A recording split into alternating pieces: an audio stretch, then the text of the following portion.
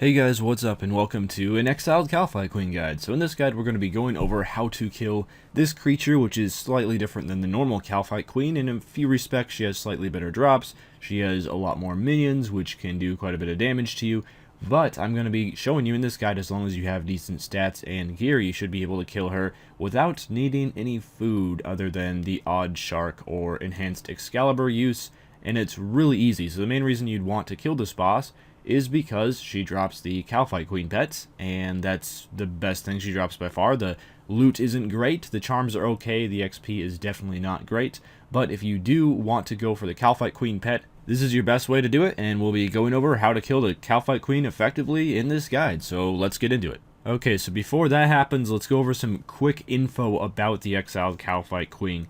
The kills per hour are not terribly fast because the queen does have two forms, and each form takes a little while to kill, about 30 to 40 seconds to kill each form. So you're not going to be getting the most kills per hour, even in a fast spawn instance, which is what I will be showing off in this guide, and this is what these stats are based on. It's only about 35 to 40 kills per hour with level 90 weapons, and overloads, and turmoil, and all that good stuff, and on Slayer task as well, so it's not the fastest kills, but this really is the best way to go for the pet, so you got to work with what you got. The profit per hour is about 1.5 mil to 2.5 mil. You're only going to reach 2.5 mil if you get lucky with the rune chain body drops, or if you get a dragon chain body, which is not worth an awful lot at the moment, but it will help a small amount. The charms are fairly solid, about 50 to 90 blue and crimson charms per hour if you're getting around that 40 kills per hour range. So that's the one redeeming factor about the KQ, is she does drop some very nice blue and crimsons.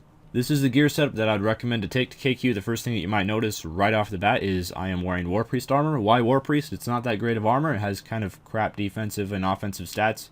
Well, the main reason why is just because of convenience. Because I do kill KQ on Slayer task, it's the best time to kill her when you have a Kalphite Slayer task for the additional accuracy and damage. Really helps out a lot here because accuracy is an issue even when overloaded with tier 90 weapons. The War Priest just allows for so much convenience with switching between combat styles. You're going to be switching your style every 30 seconds, so you're going to be a lot happier with life if you just decide to bring War Priest or Dragon Rider armor, or if you're not on Slayer task, Void armor as well. Some sort of hybrid armor so you don't have to switch your entire gear setup very often, which can get annoying. I also have the Karis with the Desert Amulet. If you have completed a hard or elite desert task, make sure to bring that.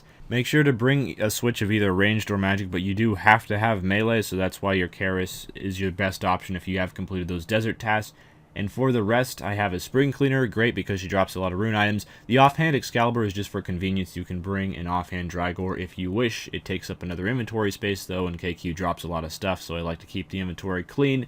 Yak full of prayer potions and a couple emergency sharks in the inventory and more prayer potions. Prayer potions is the main resource used here, and then a vampirism or penance, or either one works fairly well. How you get to Exiled Kalphite Queen is she is in the exact same layer as the Exiled Kalphite King in a slightly different area, so you can either take the Max Guild portal if you're not maxed, and I realize not everyone is maxed in Runescape yet, but we're getting close, guys. But otherwise, you can take the Bandit Camp Lodestone and run to the south, and then after you pass the pyramid, run to the east, and you will enter the Kalphite Queen and King lair. So we do now have instances for Exiled Kalphite Queen. These came out fairly recently, and they made Kalphite Queen a lot easier to fight because she spawns a lot faster now. It used to take a quite long time for the Kalphite Queen to spawn, but now you can just pop into the tunnel and join an encounter. It costs 100k per hour to fight the KQs, so it's really cheap. One of the cheapest instances in the game, and now she spawns much faster in this instance, so if you're going to kill KQ, you definitely want to be using this.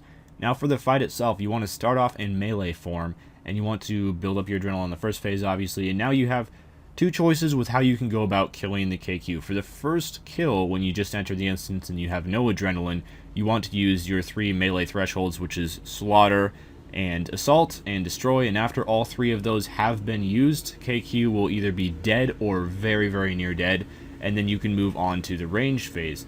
Now, typically I like to use my ultimate on the ranged phase, but you have two options with this. You can use Zerk as your ultimate at the start of each kill, and you will have to adrenaline stall between kills or attack the minions between kills to keep your adrenaline up.